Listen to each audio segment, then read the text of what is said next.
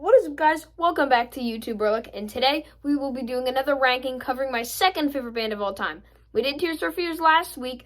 Today we are doing Tool. Their newest album, Fear Inoculum, is pretty darn good. I didn't get the $60 thing, but I got this book thing that is still pretty darn cool.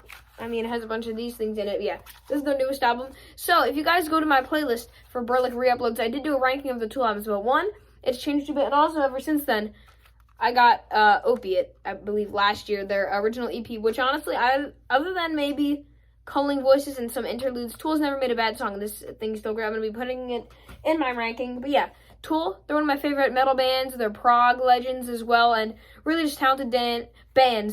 Speaking of Dan, though, Danny Carey, their drummer, I think is really underrated, and maybe the second best drummer of all time, just by Neil Peart. I don't know how to pronounce it, from Rush. But anyways, let me stop rambling. We'll get right into this ranking of my second favorite band ever after the intro. Handle.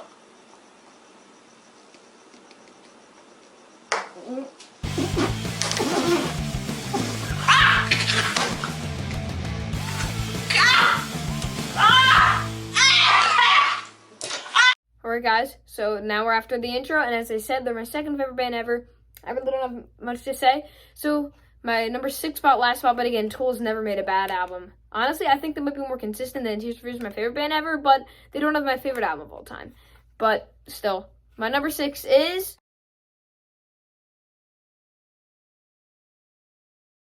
Opiate, the band's debut. Technically an EP, but it does, I believe, surpass 30 minutes.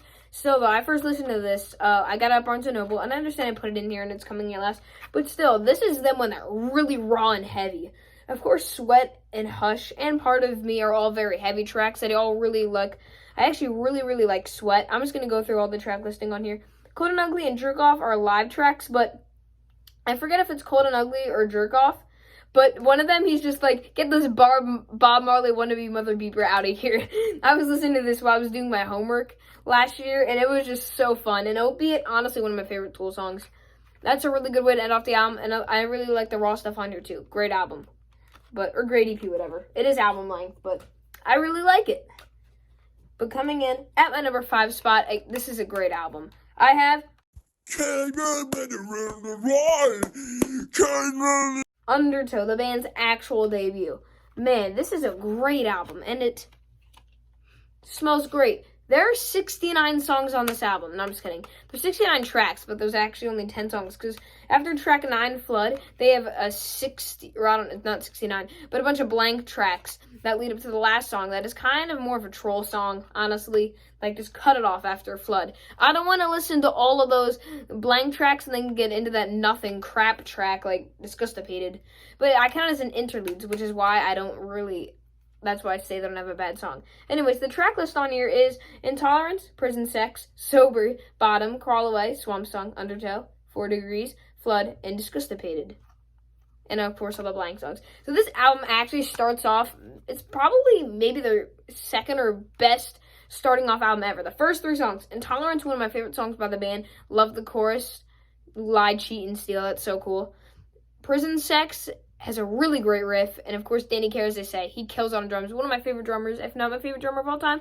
I think he's the second best of all time. Sorry, second best. I don't know why I went like that. And of course, Sober, classic. Love the bass line. I honestly just absolutely love those first 3 songs. Crawl Away is pretty sick. Undertow is a good single, and Flood is honestly a really underrated song. But comparing those songs to the first 3 songs, it's okay. Prog is my favorite musical genre. Some of my favorite albums of all time are by Yes and Tool. But, you know, it's very heavy, and I really like it. I was very into this stuff. But, honestly, some of the songs in here are my favorite. As I said, Disgustipated. 4 Degrees, it's okay. Swamp Song is a fun song, but it goes on a bit too long. As I'm saying, as they get a lot more proggy. It's not my favorite by them, obviously, because they have so many great albums. But the first 3 songs especially, man, so good. But coming in my number 4 spot, I have an album that I wish I could put so much higher. But it is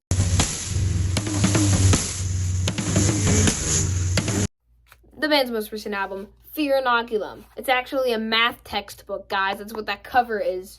Yeah, I got this version because it's like $20 cheaper, and it's still really cool.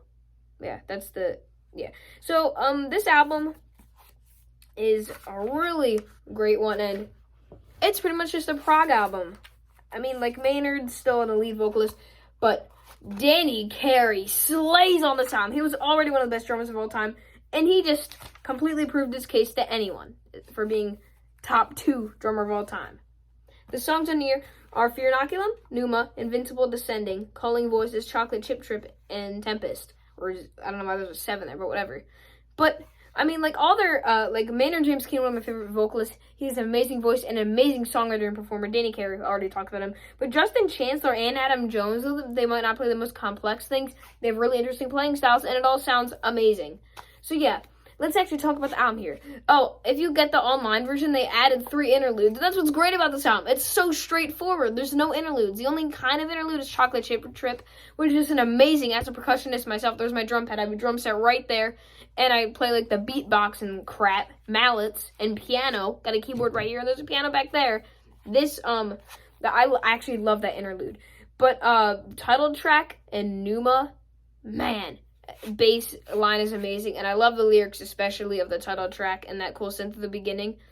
But Tempest, great heavy song, the only true heavy song. The rest of this is kind of just like midnight chill vibes, kind of like Deftones' Quino Yokon. I'd say this would be kind of similar to them because we did them recently. Thanks for the views on that video. I love all my viewers.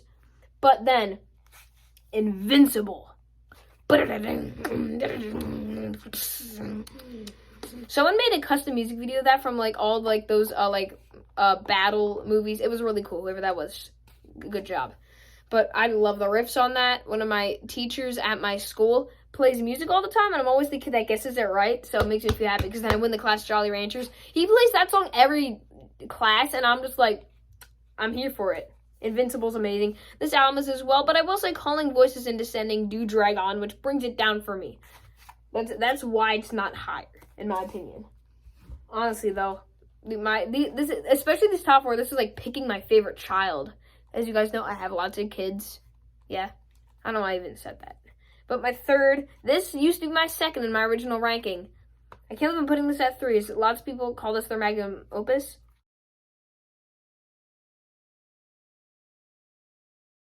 I have Lateralus by Tool. This is the first Tool album I ever got. Funny story, when I first got into Tool, the first song I heard by them was H. And then I saw a Schism music video, and it was Scarring. My dad never really liked Tool because the music videos turned him off. But then when I bought this album, they were like, my parents were like, no, it's way too inappropriate, because I was only like 10 or 11. But then, this album doesn't even have a single curse word on it. I think the worst word is like, I don't know. I don't even know if there are bad words on this album. There might be if you're on Ticks and Leeches. But literally, this album is such great artwork. As you turn the pages, he gets more naked, kind of. It smells so good, too. See, this is my first Tool album, and ever since my dad started listening to their albums, he was like, oh, they're actually really good, and now he knows that they're talented, and they're one of his favorite bands. But, yeah, actually a rare time that I introduced him to a band, not him. The songs on this album are The Grudge, Young Blue Apocalypse, The Patient, Mantra, Schism, Parable, Parabola, Ticks and Leeches, Lateralus, Disposition, Reflection, Triad, and Fabioid. So, coming off of Ænima, you're probably thinking, this album kind of goes hand in hand with it, but there's definitely not as many interludes in Ænima. One, there's way too many interludes, and also, they're kind of crappy. The interludes on here, Young Blue Apocalypse and Mantra, are really cool sounding, really nice ambience, though the Fabioid interlude is absolute trash. But let's actually talk about how good this album is. The Grudge and The Patient were songs that I wasn't expecting to like, because I originally just bought this because I'm on a trout Tool, and I loved Schism. Schism's still one of my favorite songs. That elite bass line, the lyrics on here are amazing as usual, and it just is such a great song. I absolutely love Tool with all of my heart. Their musicianship and the production on here is incredible too. And Parable, very cool atmospheric song. I think this is the album when they start separating themselves as better than just amazing metal band, but to a more prog rocky band that I love. And then, of course, Ticks and Leeches, very heavy song. Parabola, great guitar solo, love that song. It's very heavy for the first 3 minutes and then gets atmospheric just like the rest of the album before this. As I've been saying, Ticks and Leeches, very heavy track, maybe has some curse words, but other than that song, this album is completely clean. But then there's Lateralus, the titled track, which is One of my top 5 favorite songs of all time. Sometime maybe like at the end of ranking month, which is this March, I have my list. This is my 6 out of 12 bands that I want to rank this month. Doing pretty good for myself. But yeah, I mean, like that is, I know it's in my top 5 favorite songs of all time. And it's my favorite Tool song, and I absolutely love that song so much. The guitar solo, the lyrics with the Fibonacci sequence. I don't even care that there's math in their music. Math is in all music. They just do more complex. I don't care about the complexity. It's just the riffs, especially the drums, the vocal delivery, the bass, everything. Everything is so good. And then the cool down. Honestly, I wish that was the album closer. But still, you get into Disposition, which is a nice slow song, and Reflection, which is a very cool song too with a great synth. Triad is a very good instrumental, but it doesn't stand out to me, and I don't like Fib D Wood. It's a crappy, very interesting, but awful 2.5 minutes. But still, even though it does cool down a lot after Lateralus, how can you not? It's one of my favorite songs of all time. Everything about it, Spiral Out, Keep Going, I love that, gives me chills. The chorus, everything, it's one of my favorite songs of all time. And this album is so darn good. I was talking about that one for a while. But my second favorite Tool album is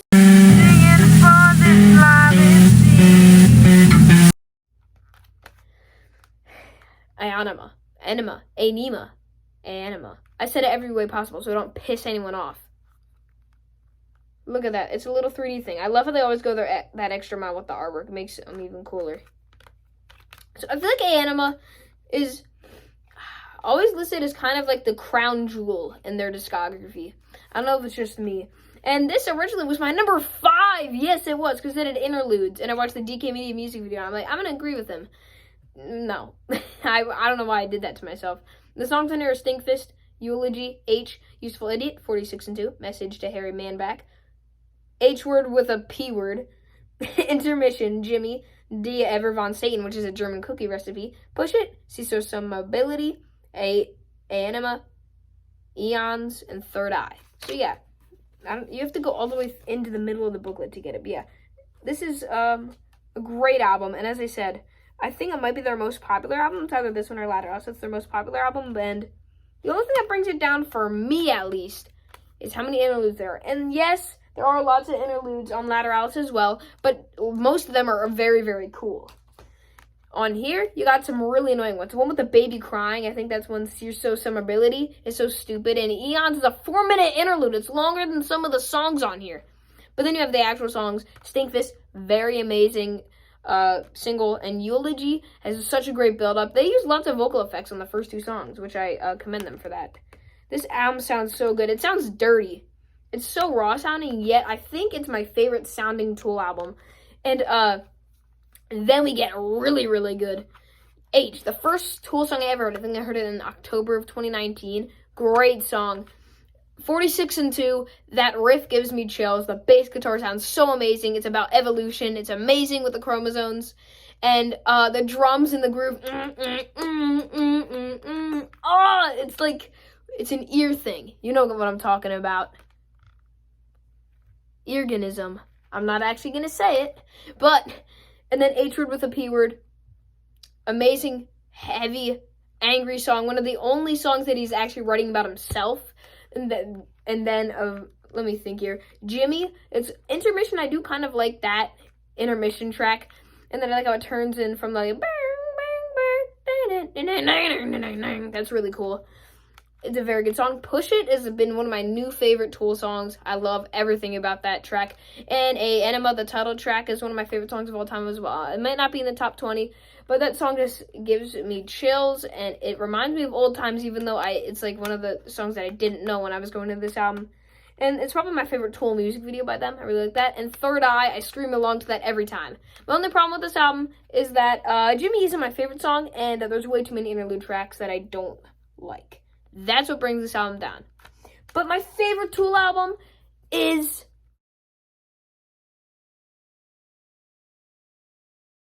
"10,000 Days." Might be a bit of a surprising one. So 10,000 Days is my second favorite album of all time. Just by Songs from the Big Chair, which is by my favorite band of all time, Tears for Fears. As you guys know, Tool is my second favorite, and this is my second favorite album. I mean, it's just, honestly, this is my second Tool album, and it is just so good. The artwork on here is immaculate. I mean, and it smells great too. Everyone knows how this works, but you just look into the goggles and you can see through here. It looks pretty cool. The songs on here are Vicarious, John B, Wings for Marie Part 1, 10,000 Days, also titled Wings for Marie Part 2. The Pot, Lip on Conjuring, Lost Keys, Rosetta Stone, Intention, Right Into, and Virginity Tress. So yes, as I said, this is my second favorite album of all time, my favorite Tool album. I absolutely love everything about this album. It's very proggy, kind of weaving in and out kind of sound to it. And so you begin with 4 of their best kind of like tracks. Vicarious, lyrics are great, same with the groove. And honestly, Maynard sounds a bit more old manish on this album, but I really don't care. He went from like, he kind of sounds like a baby low-key. But then the 4th album, he sounds like, I on the TV. I don't know if that's a good representation of it, but on the first 3 albums, he's like, yeah, that's not a good representation. But John B, love that song as well. And then the sad songs is about his mother's passing. That's why this album is kind of like a bit more like restraint, which is in proggy, which is actually what I love about it. Wings for Marie, I had goosebumps through almost that entire track, and 10,000 Days is one of my favorite songs of all time as well. The bass line, the lyrics, and rest in peace to his mom. 10,000 Days about the time she lived from her stroke, or I don't know what it was, but her accident when she was paralyzed to her death. Rest in peace to Marie. Maynard James Keenan is amazing on here, and I love everything about that song. The build-up, the drums, and like the harmonies, it's amazing. Then the Pot, after you have 4 kind of like massive sounding, as I said, you get to the Pot, which is a clear cutback to the Opiate stuff, which is actually really, really sick. And yeah, one of my favorite songs by them. And then you have the second half of the song is littered with interludes, but they're kind of cool. Lip on Conjuring is just like fun. And Lost Keys Liam Hoffman is an interesting with a cool guitar, but of course it leads right into Rosetta Stone, which is an amazing song, one of my favorite songs ever. Of course, it kind of begins with a rap, but like there's a rap song, and then there's so much great riffs and how it explodes with that build-up. I love it. Crap the bed. That's all I'm gonna say. Intention, it's a slow song and definitely kind of a skip. It's not bad, but I only listen to it if I'm really going through other albums. Right Into, love that song so much. And Virginity Tress is White Noise, which is why I don't hate it that much. This is my second favorite album of all time, and I love 10,000 Days and I love Tool. Hope you guys enjoyed the video. 10,000 Days, number 1. Deal with it. Thanks for watching this video. Now look at this person. And again, thank you for watching today's video. Please like and subscribe, even though garlic is bad. Anyways, bye.